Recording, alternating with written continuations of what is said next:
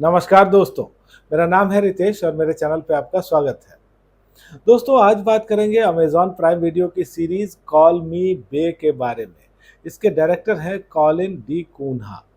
दोस्तों रिव्यू की शुरुआत करने से पहले एक रिक्वेस्ट आपसे कि यदि आपने अब तक मेरे चैनल को सब्सक्राइब नहीं किया है तो ज़रूर ही कर लीजिएगा, क्योंकि वेब सीरीज़ और मूवीज़ के रिव्यू के साथ-साथ आपको यहाँ मिलती है ओटीटी की दुनिया की हर जानकारी। और इस सीरीज की कहानी है बे की कहानी। बे यानी कि बेला। आपने सुना होगा कि बहुत सारे लोग सिल्वर स्पून मुंह में लेके पैदा होते हैं, लेकिन बे गोल्डन स्पून लेके पैदा हुई थी। एक बहुत रईस खानदान में उनका जन्म हुआ था और जब वो बड़ी हुई तो अपने से भी ज़्यादा अमीर और रईस खानदान में उनकी शादी की गई।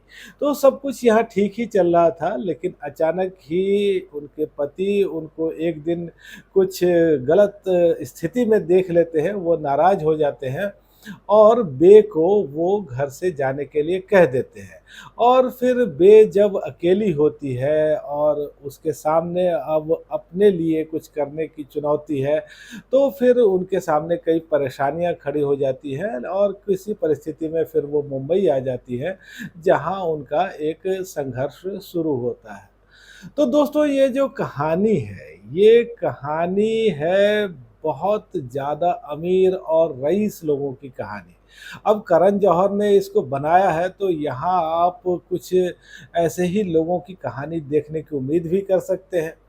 और ये कहानी ऐसी है ये जो दुनिया है इससे 90% ऑफ इंडियंस का कोई वास्ता नहीं है। वो जो चीज़ अपने सपने में भी नहीं सोच सकते, ये वो लोग हैं जो उनका इस्तेमाल करते हैं। यानी कि बे जब घर से निकलती है तो एक ऐसे घर में वो रहती है जहाँ कई-कई गाड़ियाँ हैं, जहाँ प्राइवेट जेट भी है, आने-जाने के लिए हेलीकॉप्टर का इस्तेमाल किया जाता है। और दोस्तों देखिए कि ये जो कहानी है, ये कहानी संघर्ष की कहानी होने वाली थी। ये कहानी अपने आप के खोज की होने वाली थी, सेल्फ डिस्कवरी की होने वाली थी। लेकिन यहाँ वो चीज़ें जिस तरह से रखी गई है, उसमें आपको कोई ऐसा गहरापन, कोई डेप्थ नज़र नहीं आता। अब देखिए बे मुंबई आ गई है, उनके पास पैसे नहीं हैं, वो अकेली हैं। लेकिन अचानक उनकी एक दोस्त भी बन जाती है और उनके पास जो बहुत सारा कहिए कि डिज़ाइनर बैग्स हैं, वो उनका सहारा बन जाता है। अब अपने पीछे जो भी चीज़ उनको छोड़ के आना चाहिए, उसमें से कुछ चीज़ें वो लेके आ जाती हैं। बहुत सारी डिज़ाइनर ड्रेस हैं उनके पास और मतलब ब्यूटी प्रोडक्ट्स हैं, तमाम चीज़ें हैं और उनका खर्चा पानी डिज़ाइनर बैग से ही चल जा रहा है।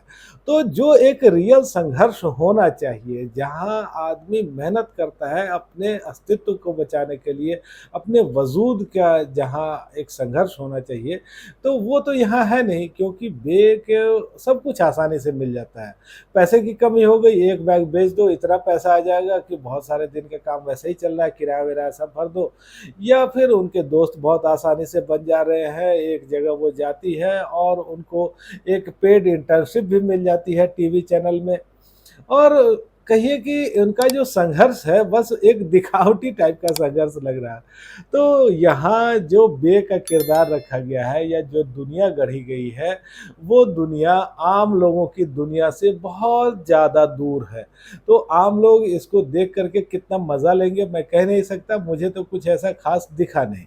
दूसरा यहाँ देखिए कि जो रियल वर्ल्ड के इश्यूज़ हैं, चाहे वो आप टीवी चैनल का देख लीजिए या फिर मतलब कुछ रिलेशनशिप जैसी बातें, वो भी कहीं से एकदम अपीलिंग नहीं है या एकदम बेकार ही लगती है। अब देखिए कि यहाँ टीवी चैनल में एक आदमी है जो दिन भर हाफ पैंट पहन के घूमता रहता है, वो इतना ज़्यादा एग्रेसिव है अपने शो के लिए। या फिर एक आदमी ऐसा है जो तरह-तरह के वेश धर के आ जाता है। मतलब कभी वो कुछ भी बन जाता है, कभी कुछ भी बन जाता है और बेकार निठल्ला सा न्यूज़ रूम में घूम रहा है। तो ऐसा तो नहीं होता ना, टीवी का न्यूज़ रूम भाई एक बहुत ऐसी जगह होती है जहाँ आपको बहुत ज़्यादा तनाव में काम करना होता है, जहाँ आपके सामने हर पल एक चुनौती होती है और लोग बहुत ही सीरियसली यहाँ ये काम करते हैं। तो यहाँ जिस तरह का एक एटमॉस्फेयर दिखाया गया है, मुझे लगता नहीं है कि बनाने वालों ने कभी ये जानने की भी कोशिश की होगी कि टीवी न्यूज़ रूम में काम कैसे होता है। तो दोस्तों ये जो कहानी है, ये कहानी कहिए कि आपको कहीं से अपीलिंग नहीं लगती। अब इसमें कॉमेडी का थोड़ा बहुत एलिमेंट रखने की कोशिश की गई है, वो भी कुछ ख़ास नहीं है। और ये एक अलग ही दुनिया की कहानी है, जिसमें अगर आप घुस सकें, अगर आपने उस दुनिया में एंट्री ले ली तो हो सकता है आपको कुछ ठीक लगे, लेकिन मेरे लिए तो ये मुश्किल ही था। और देखिए इस सीरीज़ में भी ऐसा ही एक वक़्त आता है, बे और उसकी फ्रेंड जाती है, एक सिक्योरिटी गार्ड है, उससे बात होती है और बे बताती है कि भाई वो भी ज़िंदगी में बहुत परेशान है। तो सिक्योरिटी गार्ड क्या कहता है कि भाई आपकी परेशानी जहाँ शुरू होती है, वहीं पहुँचना मेरा लक्ष्य है।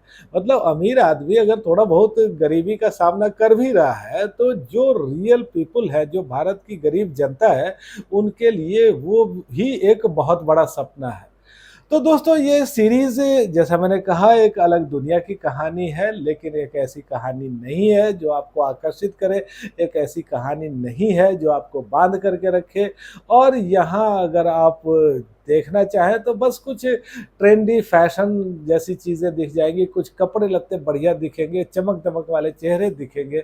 लेकिन ये एक सीरीज़ जो कि आपको शायद कुछ प्रेरणा दे या कुछ नई बात बताए, ऐसा कुछ भी नहीं है। अगर आप देखें तो अनन्या पांडे है यहाँ लीड रोल में, तो उनकी जो एक्टिंग है वो भी मतलब कभी हाँ कभी ना जैसी है। कई बार वो इम्प्रेस करती हैं, कई बार वो नहीं करती हैं। इसके अलावा यहाँ गुरफतेह पीरजादा है, वीर दास है और भी दूसरे कलाकार हैं। लेकिन बहुत कहिए कि कोई ऐसा कि बहुत कमाल की अदाकारी आप देख रहे हैं, ऐसा भी कुछ है नहीं। तकनीकी तौर पे ये सीरीज़ ठीक है और 8 एपिसोड है इसमें। और दोस्तों यहाँ कुछ किसिंग वगैरह के सीन हैं, लेकिन आम तौर पे ये सीरीज़ साफ-सुथरी ही है और इस सीरीज़ को देखकर मुझे तो कोई मज़ा-वज़ा आया नहीं। जो मेरी रेटिंग है वो है 5 में से केवल 2 की। तो दोस्तों आज बस इतनी ही बात। आपको ये रिव्यू कैसा लगा मुझे कमेंट करके बताइएगा और आपने अगर ये सीरीज़ देखी है तो भी मुझे बताइएगा आपको कैसी लगी। धन्यवाद।